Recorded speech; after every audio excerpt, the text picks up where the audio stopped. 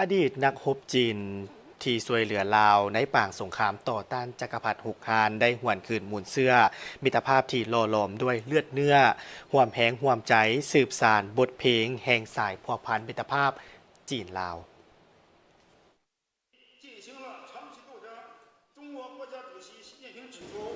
ในพิธีปาฐกถาเฉลิมฉลองวันสั่งตั้งสายผูกพันการทูตลาวจีนครบรอบ65 ปีที่นครหลวงมิจันทร์ท่านวังยงเจิง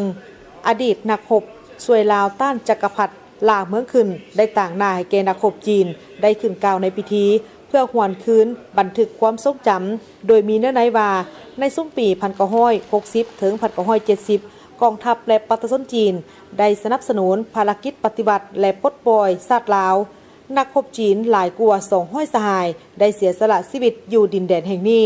เขาเจ้าได้ใช้ชีวิตสร้างเป็นอนุสาวรีย์แห่งมิตรภาพลาวจีนที่บ่มีวันหลงลืม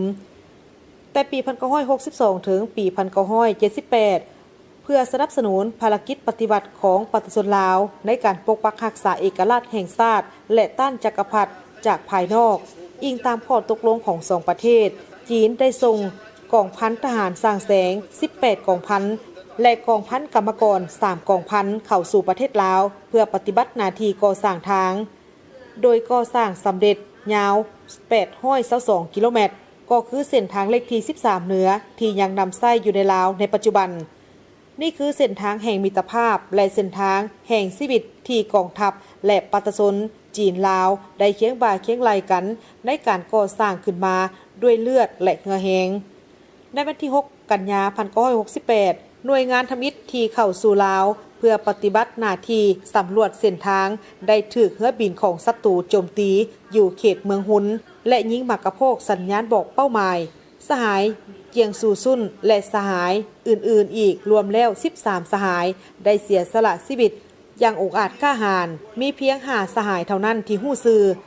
ส่วนวีรชนอีก8 สหายแม่นได้เสียสละชีวิตอยู่ดินแดนแห่งนี้ตลอดกาลกลายเป็นนักรบนิรนามแต่ได้ใช้ชีวิตเพื่อเปิดทางให้แก่ครั้งใหญ่ที่จะตามมาขัวข้ามน้ำอู่เส้นทางสายใหม่ตะวันออกขัวแห่งนี้ตั้งอยู่จุด200 กิโลเมตรมีน้ำอู่คันกลาง2 ฝั่ง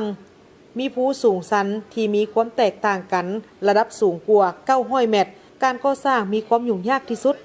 แต่ฝ่ายจีนได้นำใช้เทคนิคใหม่ล่าสุดเพื่อผ่านพาอุปสรรคและก่อสร้างขัวสำเร็จก่อนกำหนดในเดือนมีนาของปี1978ปัจจุบันขัวแห่งนี้มีความยาว256 เมตรขัวแห่งนี้ยังคงเด่นสง่าอยู่ถึงน้ำอู่เพื่อรับประกันให้แก่การก่อสร้างทางดำเนินไปอย่างสะดวกและรับประกันความปลอดภัยของคณะก่อสร้างกองทัพปืนใหญ่ต้านอากาศยานของจีนได้ตอบโต้อย่างองอาจยิงยนต์ของศัตรูตกทันที2 ลำและเสียหาย1 ลำในสนามรบที่เต็มไปด้วยคนไฟแต่นักรบทุกสหายได้ต่อสู้อย่างสุดขีดในการต่อสู้รบครั้งนี้มีผู้เสียสละชีวิต24 สหายและบาดเจ็บกว่า70 สหายวีรชนผู้องอาจเหล่านี้ยังคงลับไหลอยู่ดินแดนอันอบอุ่นของประเทศลาววีรกรรมของเขาเจ้าประชาชน2 ชาติจีนลาวจะบ่มีวันละลืมและจะจดจำไว้ในดวงใจตลอดไปหลังจากกองทัพก่อสร้างเส้นทางของจีนเดินทางเข้าสู่ลาวอำนาจการปกครองเขตปลดปล่อยและประชาชนลาวได้ให้ความหักแพงและเบิงแย้งกองทัพจีนคือกันกับกองทัพของตนเองประชาชนลาวได้ให้การช่วยเหลือกองทัพจีนในทุกรูปแบบส่วนประชาชนฝ่ายจีนก็ถือประเทศลาวเป็นบ้านเกิดและถือประชาชนลาวเป็นญาติพี่น้องท่านหวังยงเจิงยังได้แสดงความปิติยินดีสมชื่นที่เห็นว่าด้วยความพยายามของรัฐบาลของทั้ง2 ประเทศสุสานนักรบจีนปฏิวัติจีนที่เสียสละชีวิตอยู่ลาวทั้ง3 แห่งในลาวได้รับการบูรณะอย่างสวยงามสุสานเหล่านี้แม่น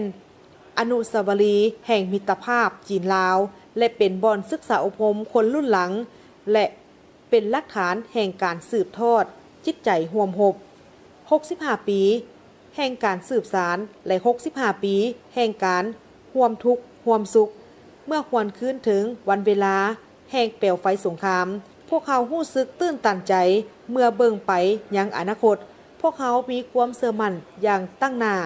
ภ ภายใต้การซี่น้ำยุทธศาสตร์ของผู้นำสูงสุดของทั้งสองประเทศสายพบพันธ์คู่ห่วมมือยุทธศาสตร์รอบด้านจีนลาวนับมือนับแน่นแฟ้นและสร้างคู่ห่วมสตกรรมจีนลาวก้าวเข้าสู่ล้วงลึกและปรากฏผลเป็นจริงดอกไม้แห่งมิตรภาพที่เคยได้รับการฮดสงด้วยเลือดเนื้อในมือนั้นในมือนี้ได้ออกดอกออกผลอย่างงดงาม